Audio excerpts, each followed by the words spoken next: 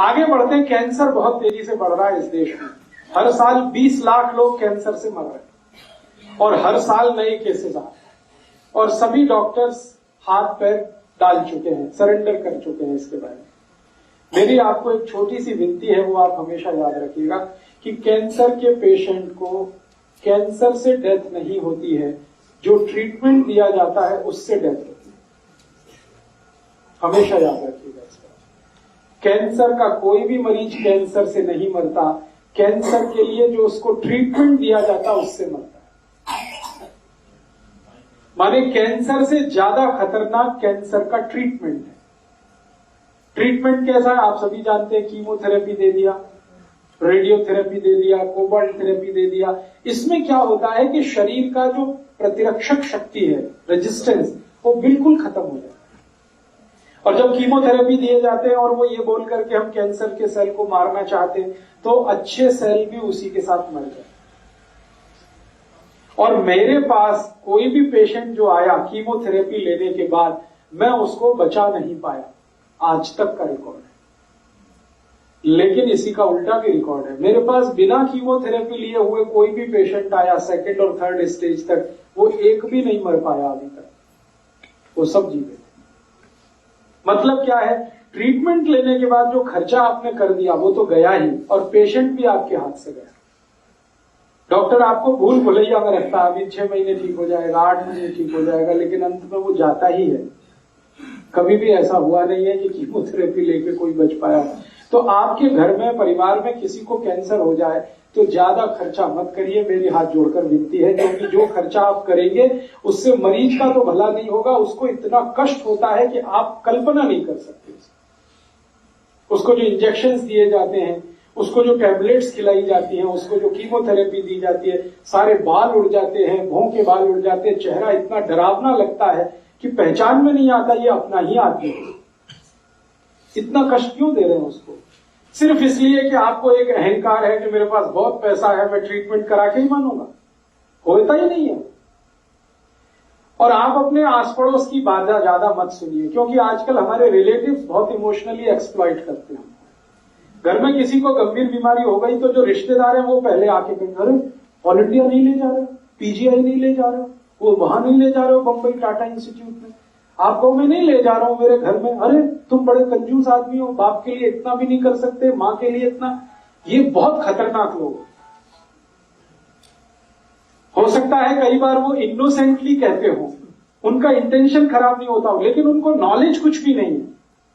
बिना नॉलेज के वो सजेशन पे सजेशन देते जाते हैं। और कई बार मैंने देखा अच्छा खासा पढ़ा लिखा आदमी भी फंसता है उसी में, पेशेंट को भी गंवाता, पैसा भी जाता। कैंसर के लिए क्या करेंगे? हमारे घर में एक बहुत अच्छी दवा है जो दुनिया के सब डॉक्टरों ने मान लिया, पहले तो मानते भी नहीं थे। एक ही दुनिया में दवा है, अकेली दवा है एंटी कैंसरस, उसका नाम है हल्दी। हल्दी अकेली दवा है पूरी दुनिया में जो कैंसर ठीक करने की ताकत रखती है। हल्दी में एक केमिकल है,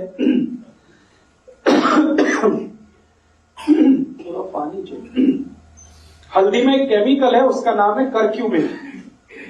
ये करक्यूमिन केमिकल है जो कैंसर सेल्स को मार सकता, बाकी कोई केमिकल आज तक बना नहीं दुनिया। और ये केमिकल भी आदमी ने नहीं बनाया, भगवान का बनाया। हल्दी को कैंसर पेशेंट के लिए इस्तेमाल किया जाता है। अब कैसे इस्तेमाल किया जाता है वो सुन लीजिए। ये करक्यूमिन एक तो हल्दी में, माफ करिए मैं और एक जानकारी देना चाहता हूं, एक तो हल्दी में, दूसरी और एक चीज में है। हल्दी जैसा ही करक्यूमिन और एक चीज में है, वो गाय के मूत्र में। गाय मतलब देशी गाय। तो देशी गाय का मूत्र अगर मिल जाए और हल्दी आपके पास हो तो आप उसका इलाज आसानी से कर पाएंगे कैंसर पेशेंट। अब इसमें करना क्या है, देशी गाय का मूत्र आधा कप और आधा चम्मच हल्दी दोनों मिला के गर्म करना। गर्म करके इसको ठंडा कर लेना। गर्म इतना करना है कि उसमें उबाल आना चाहिए, फिर ठंडा कर लीजिए। रूम टेम्परेचर पे हो गया तो चाय की तरह से पिलाना है, चुस्कियां ले लेके सिप कर कर।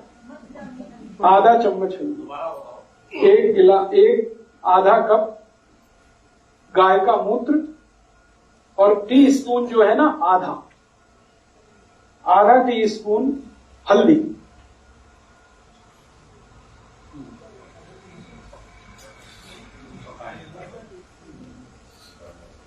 आधा चम्मच, आधा टी स्पून हल्दी और एक आधा कप आपके पास गाय का मूत्र।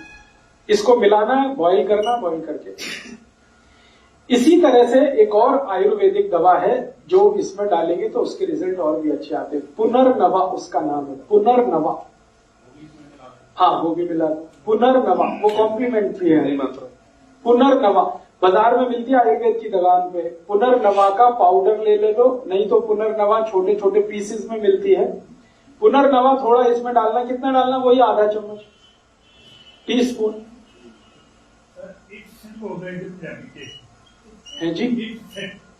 जो है ना, हाँ हाँ, ओ अच्छा, ठीक है।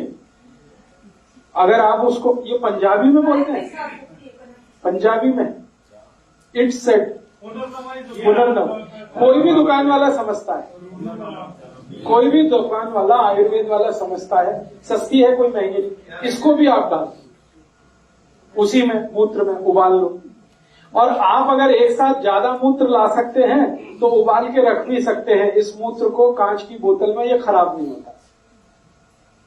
कांच की बोतल में एक बार उबाल के आधा लीटर या 1 लीटर मूत्र है तो उसी मात्रा के हिसाब से आप हल्दी की मात्रा बढ़ाना, पुनर्नवा की मात्रा बढ़ाना। जो पैक में आता है गोमूत्र आयुर्वेदिक नहीं, वो पैक में आता है, वो गोमूत्र अर्क है, गोमूत्र नहीं। गाय के शरीर से निकला हुआ सीधा सीधा मूत्र। वो कितना लेना चाहिए? नहीं, वो तो काम नहीं आता इसमें। आता तो मैं खुद बताता। गाय का मूत्र जो सीधे उसके शरीर से आता वो। अब इसमें और एक चीज है जो मैंने एक्सपीरियंस किया है कि गाय हमारे भारत में जो देशी है उसी का मूत्र काम आता है, जर्सी का बिल्कुल काम नहीं आता इसमें। और देशी गाय में भी जो गाय काले रंग की हो उसका मूत्र सबसे अच्छा परिणाम देता है कैंसर में। काली गाय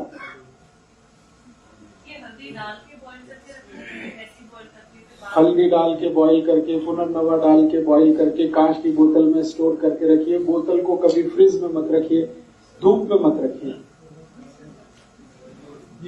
एक बार में लेना कितना है? आधा ही कप लेना है एक बार। तो कैंसर के ट्रीटमेंट को आप इससे शुरू कर सकते हैं। और ये जब सेकंड स्टेज तक होता है कैंसर, कभी कभी थर्ड स्टेज तक तो इसके बहुत अच्छे रिजल्ट हैं। जब स्टेज थर्ड क्रॉस हो जाती है, फोर्थ में पहुंच गया, तब रिजल्ट में प्रॉब्लम आती है। और अगर आपने किसी पेशेंट को कीमोथेरेपी वगैरह दे दिया तो फिर इसका कोई असर नहीं आता। कितना भी पिला दो कोई रिजल्ट नहीं आता, पेशेंट मरता ही। ये हमारा 12 साल का तजुर्बा है। तो आप इसको अगर दे रहे हैं किसी पेशेंट को तो पहले पूछ लीजिए, जान लीजिए कि उसको कीमोथेरेपी तो स्टार्ट नहीं हो गई। अगर हो गई है तो आप उसमें हाथ मत डालिए। फिर जैसा डॉक्टर कर रहा करने दीजिए, भगवान से प्रार्थना करिए उसके लिए, इतना ही करिए। और अगर कीमोथेरेपी स्टार्ट नहीं हुई है और उसने कोई एलोपैथिक ट्रीटमेंट स्टार्ट नहीं किया तो आप देखेंगे इसके मिरेकुलस रिजल्ट आते हैं। क्योंकि ये सारी दवाएं काम करती हैं बॉडी के रेजिस्टेंस पर, हमारी जो वाइटलिटी है उसको इंप्रूव करती है। इनमें से सारी दवाएं एक छोड़कर हल्दी आपकी वाइटलिटी को इंप्रूव करती है और वो वाइटलिटी इंप्रूव होने के बाद कैंसर सेल्स को कंट्रोल करती है। तो कैंसर के लिए इस तरह से आप अपने जीवन में काम कर सकते हैं। इसके अलावा और भी बहुत सारी मेडिसिन हैं, उनको मैं बताना नहीं चाहता क्योंकि थोड़ी कॉम्प्लिकेटेड है। वो कोई बहुत अच्छा डॉक्टर या वैद्य उनको हैंडल करे तभी होगा, आपसे अपने घर में नहीं हो पाएगा। तो कुछ कॉम्प्लिकेशंस होंगे तो आप मुझे कभी भी कांटेक्ट कर लेना, ईमेल कर देना, एसएमएस कर देना। मैं कोशिश करूंगा कि क्या कॉम्प्लिकेशंस है उसमें से रास्ता निकालने। ये तो आपके घर में जो है रसोई के पास टर्मेरिक माने हल्दी और रसोई के नजदीक गाय माने मूत्र। गाय हमेशा याद रखिए देशी होनी चाहिए और काली होगी तो बहुत अच्छा है। बस इसमें एक और सावधानी रखनी है कि गाय का मूत्र लेते समय वो गर्भवती नहीं होनी चाहिए। अगर गर्भवती गाय का मूत्र लिया तो भी रिजल्ट नहीं आएगा। तो इसका मतलब सीधा सा ये है कि गाय की जो बछड़ी है जो कभी भी मां नहीं बनी है, उसका मूत्र हमेशा आप यूज कर सकते हैं।